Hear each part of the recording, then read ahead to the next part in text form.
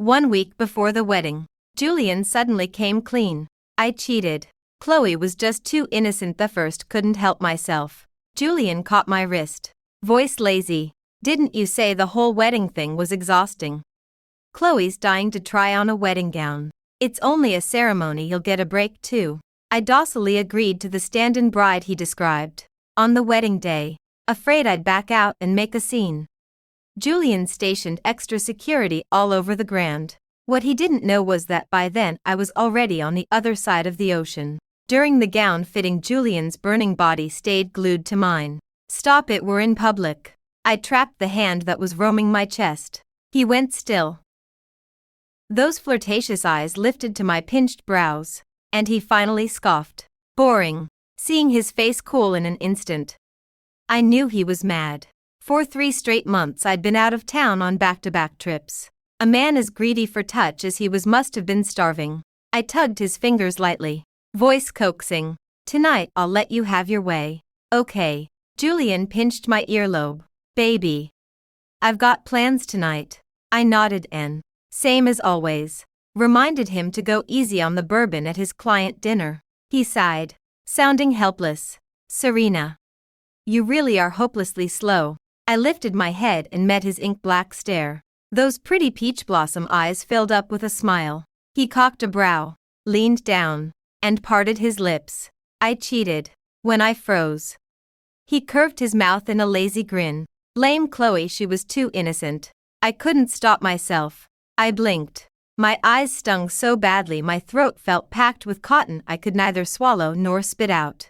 Julian studied my bloodless face. That scared you? Huh? Why tell me now? We were only a week from the wedding. Why shatter me just when happiness seemed closest? He spoke slowly, pleasure from the prank glittering in his eyes. I wanted you to figure it out yourself, much more fun than just saying it. Pity. He dropped his gaze. Amusement dancing. You're so slow, you bought every half-baked excuse. How could you ever catch me cheating? I bit my lip. Fists clenched so hard they shook. Serena, you know what? Every time I saw those trusting eyes of yours I felt awful. So I figured I'd just tell you, better for us both. Enough. I stumbled, almost falling. Julian caught my waist. He sighed softly. Don't cry, your eyes will swell. I shoved him away. Forget the gown. Fine. Let's head home. He opened the passenger door. I stayed where I was. Draped over the seat back was a pair of torn black stockings, provocative, suggestive. Julian swore under his breath, flinging them into the street trash can. Then watched my face carefully. The front seat will always belong only to Serena. The day we got together he'd dragged me to the dealership to pick this very car. Because I once said a boyfriend's passenger seat is reserved for girlfriend or wife.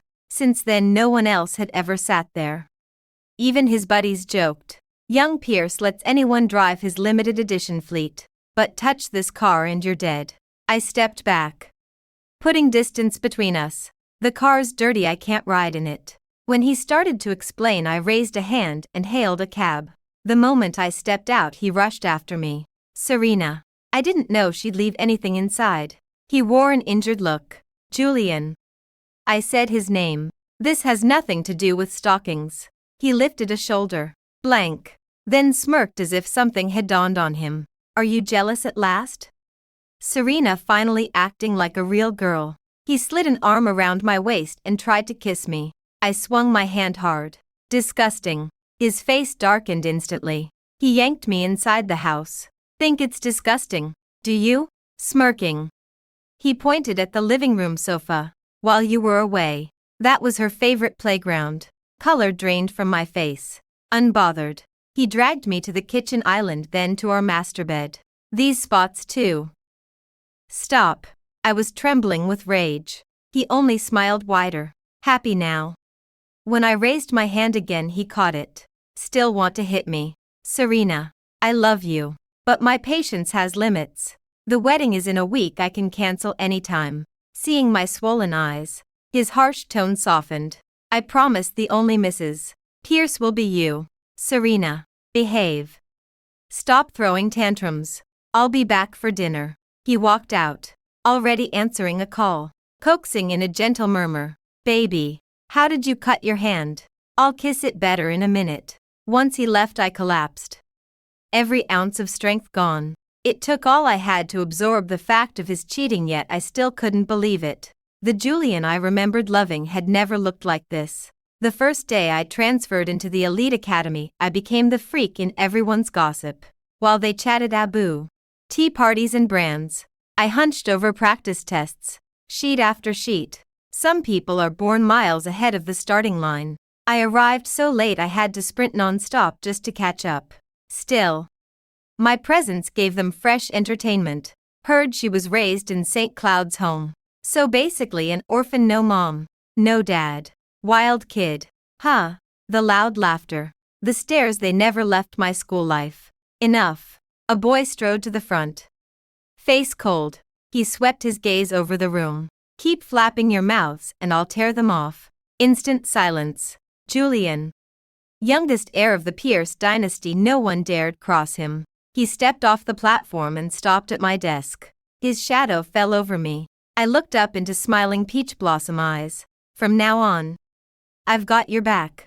I looked away, just another bored rich kid's whim. One night after self-study, deskmate suddenly shrieked that her crystal barrette was missing. I was packing my backpack as usual. She blocked me. Serena, open that backpack. I hugged it without moving. She signaled. Several girls grabbed me. The zipper ripped. Everything spilled out. A glittering crystal clip hit the floor. Not just a wild kid, a thief. I covered my stinging cheek. Heat blazed up to my eyes. I shook my head, denying it. But fists kept falling. When the homeroom teacher found me, I was rushed to Eastbrook General. By the time I returned, the girls were bruised and sobbing on their knees, apologizing. Serena, we were just trying to play a little joke on you. We never thought it would blow up like that. The next day, I didn't see any of them again. Word was Julian used some strings to have them expelled. After that incident, he turned into my shadow, even when I go to the girls' restroom. You're tagging along. The boy's ears burned as he spun away. His voice came out stammering. I'll wait for you out in the hall. The afternoon before the college entrance exam, Julian grabbed my hand. Serena, if I get into your school, will you date me? Sure. I kept working on my practice test, never looking up. With that blockhead Julian, no way he'd score high enough for my university. Then I spotted that unmistakable face on freshman orientation day. Only then did I realize I'd been tricked. Turns out my girlfriend always thought I was an idiot. He hugged me, scorching breath brushing my neck. Serena, I like you so much. The high walls I'd built cracked bit by bit. A soft wind kept blowing straight at my heart, tickling. I kept a straight face and pretended not to answer, but inside I answered him over and over. Me too. I pulled myself out of the memory and stood, rubbing my aching knees. Julian's call came through. I'm drunk, come pick me up. After he hung up, my phone buzzed with the drop-in. Outside the VIP lounge door, I froze mid-push. Dude, you've got guts. Partying 1 week before the wedding, and your fiancé still comes to fetch human. I'm jealous. Another guy laughed and chimed in. Can't help it, kid from St. Anne's. Treat her a little nice and she'll follow you like a stray pup. Roars of laughter echoed.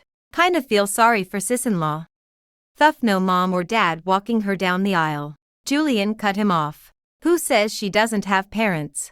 Wait, you actually found her folks? My fingers clenched without thinking. All these years I knew Julian had poured time and money into tracing my birth family. Whenever a lead popped up, he'd rush me there, full of hope. But after hope got buried by disappointment again and again, I shook my head and quit. Julian, I don't want to search anymore. He nodded on the spot. Yet he kept digging behind my back. On nothing more than a vague rumor, he'd drop everything and fly back and forth for weeks, just so someone from my family could sit in the church pew. I held my breath, eyes glued to the man in the center of the room. Yeah, I found them. She'll freak in a good way when she hears. His voice went cold with warning. Nobody breathes a word to her. I frowned. Lost. Julian knew better than anyone how desperate I was to meet my parents. Why hide it now? I get a tour guy wants to spring a surprise on the bride. He shook his head. They've done well overseas. But I don't want her to have backup. An orphan is easier to keep on a leash. Let her find out who they are, and the next time I'm out having fun she'll burn the house down. Bromanship level. Master. Mr. Pierce. Compliments rained inside the room. I leaned against the wall and sucked in a slow breath. When the tremor passed, I turned away, keys in hand. His second call caught me just as I walked in my front door. Where are you? I lied without effort. Stomach's acting up. Impatience laced his tone. Fine. Then I won't come home tonight. Okay. I was already moving to hang up. I'll have the house doctor drop by. His offer stunned me for a second. That's not necessary. Suit yourself. The line clicked DEA. D. After my shower I found new messages. Honey, Dad and I want to fly in a day early, can we? We miss our baby so much. Why aren't you answering? Asleep. Miss you, miss you, miss you. Good night. Baby. I towel-dried my hair while texting back. Julian had no idea my parents had already reached me first. I'd planned to let them surprise him the night before the wedding. Now that plan felt pointless. Mom. I don't want to go through with the wedding. Her reply flashed instantly. Then don't. Come to Mom and be our happy little princess. Hurry back. Sweetheart, Dad would have sneaked over ages ago if I weren't holding him back. Reading those lines, I felt sweetness overflow from my chest. So this is what being loved by family feels like. Next morning I was folding clothes into a suitcase when the doorbell rang. I opened it to Julian's mother stepping inside. Smile frosty. Julian called me to double-check the guest list for the invitations. She rattled off a few names. When she saw I wasn't jumping to help, her face chilled. Even though you're about to marry into the Pierce family. You know his father and I have never approved of you. I simply nodded. Impeccably made up. Head Toto designer. Every strand of her salon-perfect hair gleaming. She wrinkled her elegant brows and pointed at my outfit. Still wearing cheap street market rags. Julian isn't embarrassed to be seen with you.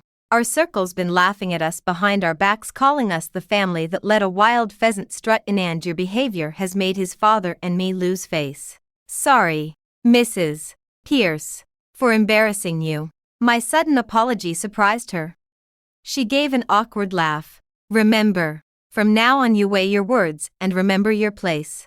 I'll teach you the rules later, Auntie. Let's cancel the wedding, then save the Pierce family from further disgrace. A flicker of panic crossed her perfectly sculpted face. 5 days to the ceremony, quit the dramatics. I shook my head. I'm serious. Haven't you always objected to us being together? She sniffed. His father and I object. But Julian is still our son. I don't want a repeat of that night. My mind flashed back to the evening Julian first took me home. Outside. Rain poured in sheets. Inside. His father's leather belt split Julian's skin open. Still he clenched his jaw and refused to yield. I won't leave Serena. I love her. And she's the woman I'm going to marry. The belt whipped down again. Julian collapsed on his knees, almost passing out from pain, propping himself up. He tried to comfort me through my tears. Don't cry.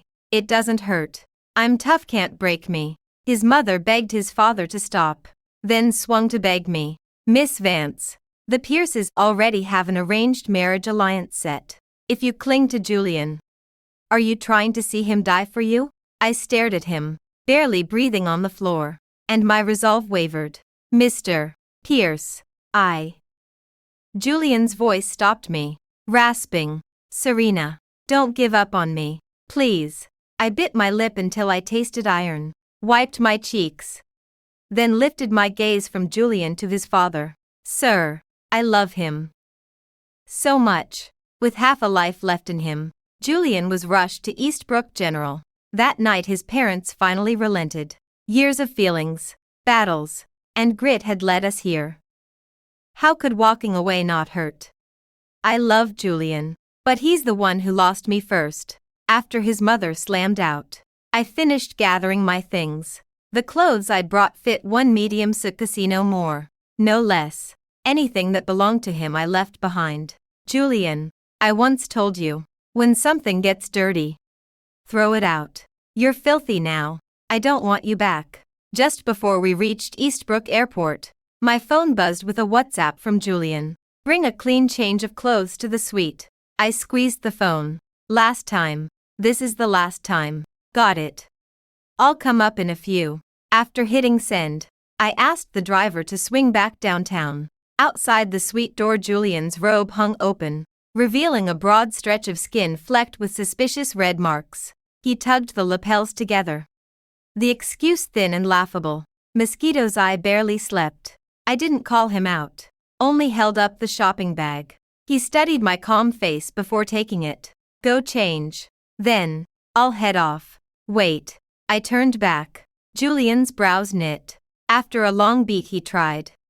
You said the ceremony would be exhausting. Remember, yesterday Chloe begged to walk the aisle in a wedding gown just for fun. I figured, since you hate the hassle, let her play dress up for 5 minutes. It's only a ritual.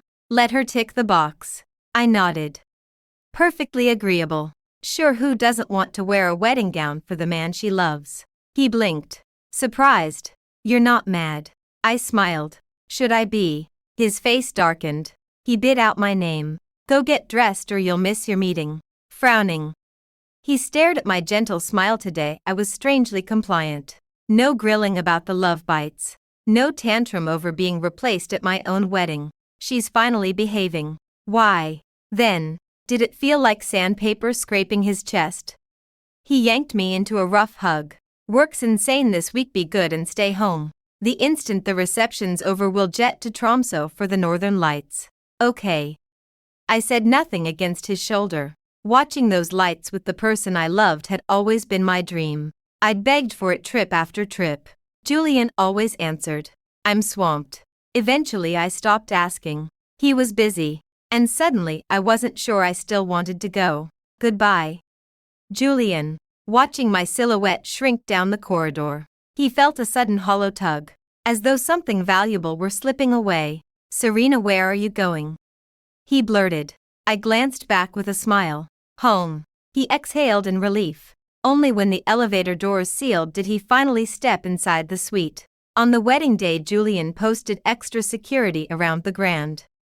Terrified Serena would storm the aisle. Yet the ceremony was almost over and still zero noise from her, quieter than even he had dared hope. Imagining her curled on the sofa waiting for him, he couldn't smother a grin. Chloe, hanging off his arm, cooed. Julian, take me home after. Pretty please. The smile vanished. I have business. You mean you're running back to that old hag? Right. Chloe saw through him in a heartbeat.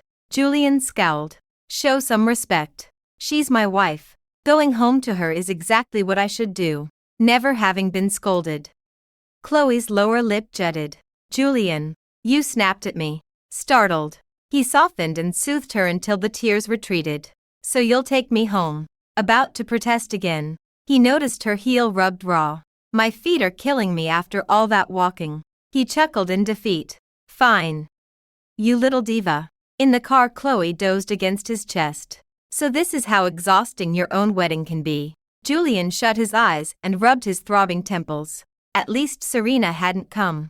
She detests high heels. One ceremony and her calves would have screamed. On the honeymoon flig.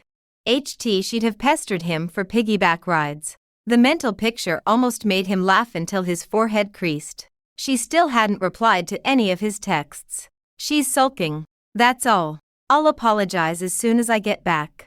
Her face is frosty. But she caves fast when I beg for forgiveness. After dropping Chloe at the condo he'd bought her, he turned to leave. Julian. She lifted her soft mouth to his. The tease hooked him. He pulled her down onto the leather sofa. While she showered, he phoned Serena. Ring after ring, no answer. Unease ballooned into panic. He threw on clothes and called his assistant to check the penthouse. Belt half buckled. Chloe emerged. Fragrant. Arms circling his waist from behind. You're leaving. He murmured yes and peeled her hands away. Stay. You don't even love her. Julian's voice cracked like a whip. I love her. She's the only wife I'll ever want. Then what am I? Before he could answer, his cell rang. Well, Is my wife at home? His assistant's voice shook. Sir. Mrs. Pierce isn't here. Julian shoved Chloe off so hard she stumbled. She lunged for him again.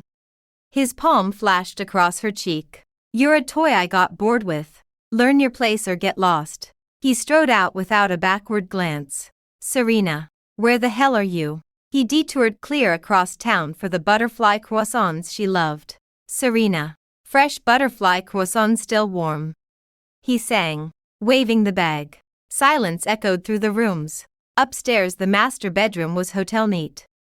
As if no one had ever slept there. He yanked the closet doors wide. Only his tailored suits remained. The cartoon print hoodies she'd hung beside them were gone. He used to tease her about those sweatshirts. She'd correct him with a dead serious face. Julian. You're so archaic. This is called fashion freedom. Tailored clothes are like human handcuffs. They restrict your every move. Now half the wardrobe gaped empty. The pastries slipped from his fingers and scattered across the marble. He tore downstairs, refusing to believe she'd really left. On the coffee table sat her key ring and the matching bands they'd forged together. He remembered sliding his on while she warned. These are sacred, never take them off. Not even in the shower. He'd laughed and pledged. Same rule for you. She grinned like a fox. Of course, but if you ever cheat, I'll return yours. Julian collapsed onto the couch. Features twisted in pain. She'd really walked. She'd taken only what she'd paid for herself. Every joint photo. Every pricey trinket he'd given her, she'd left it all. If another woman bothered her, he could cut them out. Why hadn't she waited? Serena. How could you be this ruthless? How could you not want me anymore? He sat in the dark until night swallowed the room. Then speed-dialed Kevin. Pull the passenger manifests for every flight out today and check who she's contacted lately. She grew up in St. Monica's. Her circle is tiny. Where else could she possibly go? 3 months later. My calm life was shattered. Miss. You have a visitor. I set my teacup down without a ripple and stood. But the woman outside the door startled me. Aunt Victoria. What are you doing here? Julian's mother seized both of my hands. Child. Please. Go see Julian. I frowned and pulled my fingers free. Inch by inch. You've got the wrong person. The perfectly made-up woman in front of me cried as though a string of pearls had snapped. He's been unconscious for a week. The doctors say he might never wake up. I handed her my handkerchief and spoke gently. Aunt Victoria. Julian and I are over. Life or death. It's his own fate now. My words stabbed her. She lost control. She clamped my shoulders. Julian is still so young. If he hadn't raced to see you, he would never have had that car crash. The grande dame of Eastbrook's old money abandoned all grace. Her face twisted. Venom flying. If my son dies because of you, the Pierce family will hound you to the end. Big talk. I turned and saw my mother storming forward. Victoria stumbled backward. Who are you? My mother curled me against her side like a shield. I'm the one who'll always back my baby up. Victoria's gaze swept over my mother's clothes couture. Price tags she recognized. The necklace at her throat was a one-eo fake and Victoria herself had coveted for years. Since when did Serena know someone this powerful? Her expression faltered. In-laws. My son is betrothed to your daughter. My mother snorted. First.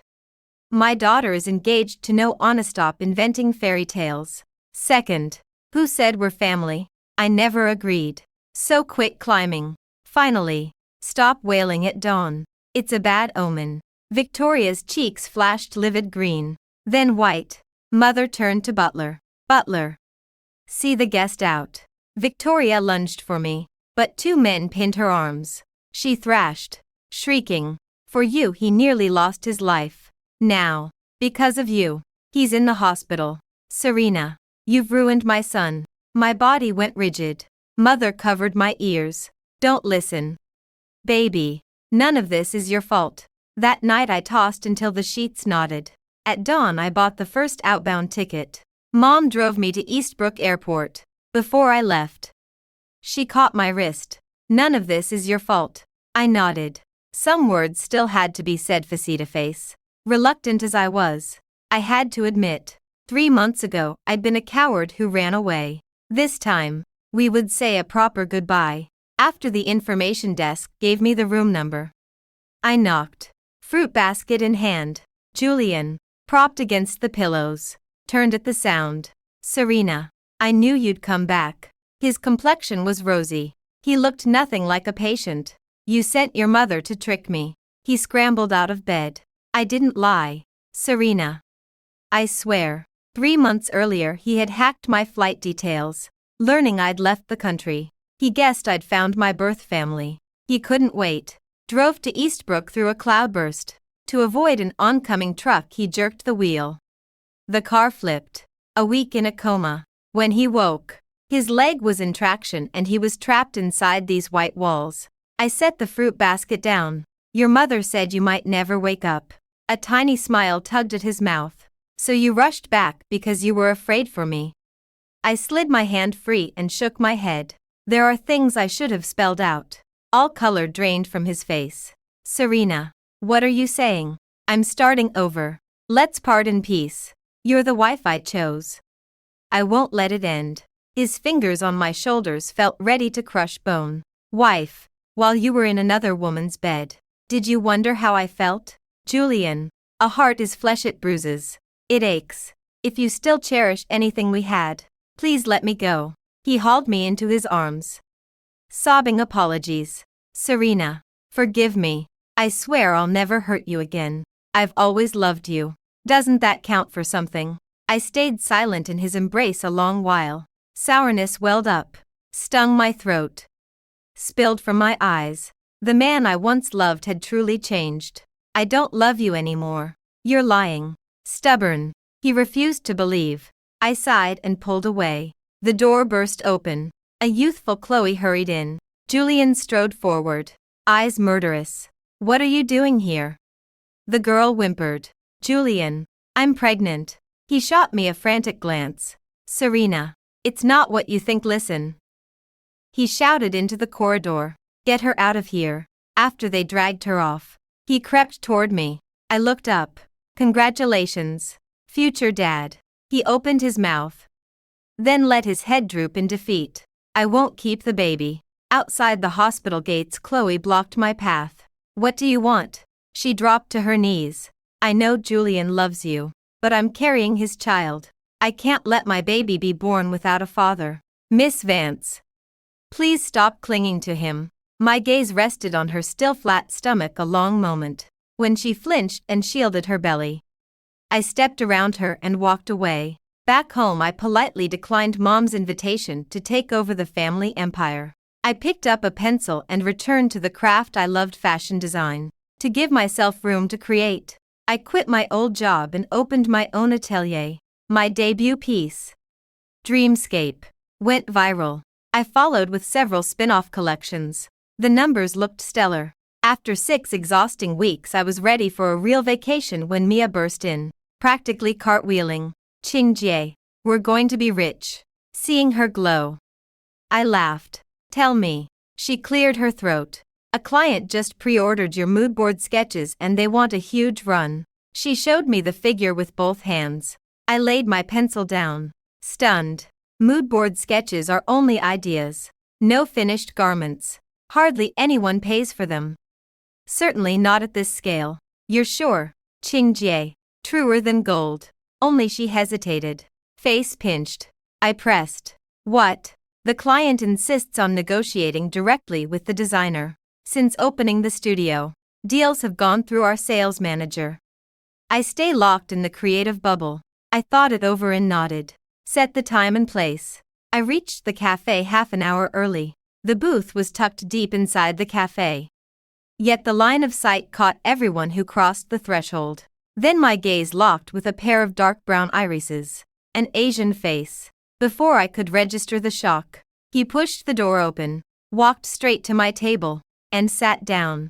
If the client is you, we have nothing to talk about. I picked up my purse and started to rise. The man caught my wrist. Not hard, not soft, just enough to hold me. Serena. I made her terminate the pregnancy. Now nothing can stand between us. I yanked my hand free and turned to face Julian. Child or no child, we can never go back. Why can't you understand that? Serena, forgive me. Okay. You promised to stay with me for life, were you lying? Julian. Calm down. The man in front of me was bloodshot. Calm. I killed my own kid for you. And now you don't want me. He was drowning in some emotion he couldn't claw out of. You're hurting my girlfriend. The standoff shattered. I looked up at the speaker. Adrian. A partner at my parents' company. We'd crossed paths a few times. He stretched out a hand and pulled me behind him. Show some class, pal. Julian didn't even glance at him. He only spoke to me. Serena. Who is he? I slipped my arm through Adrian's. My boyfriend.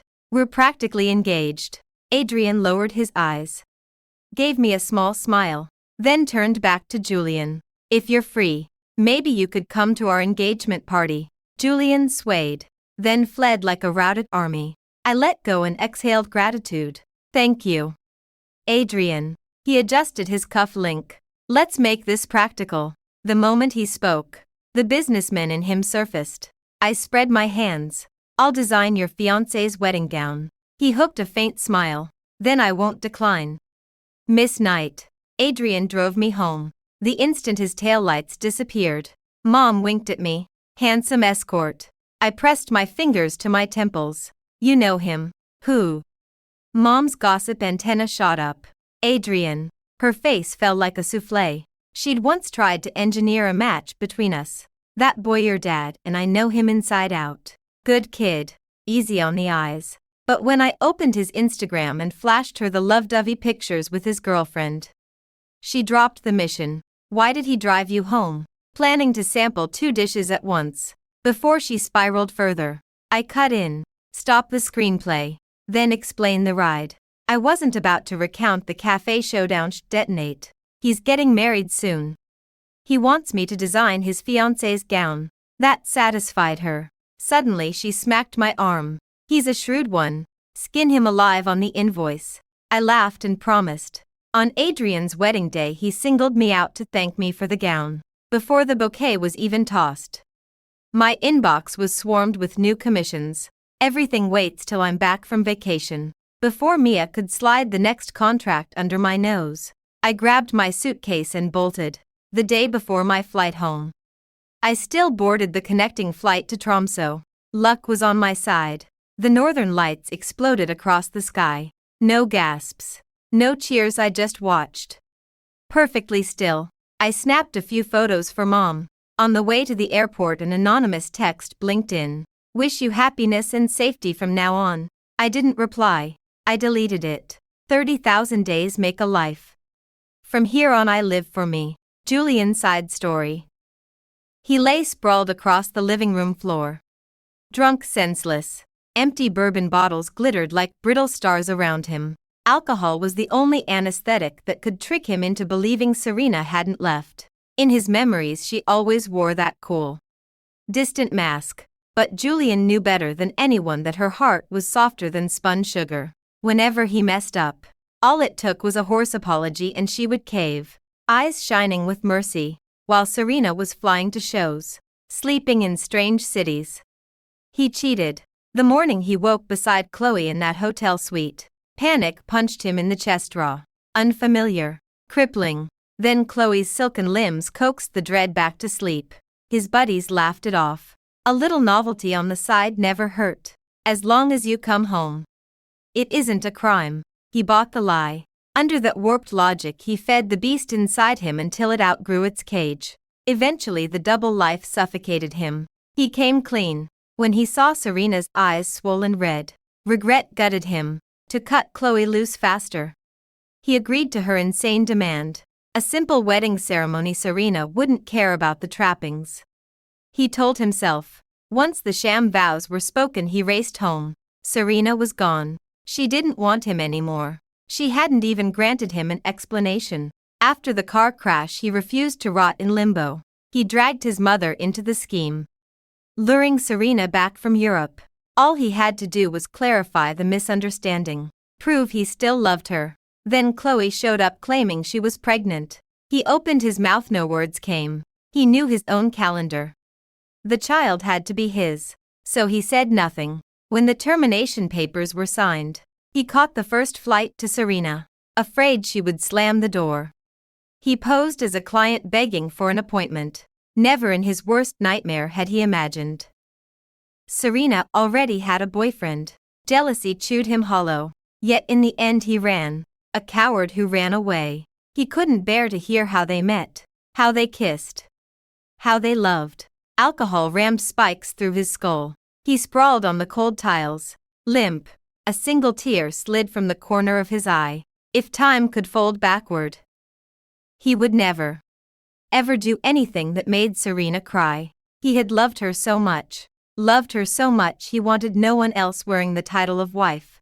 I'm sorry, Serena. I'm the one who lost you.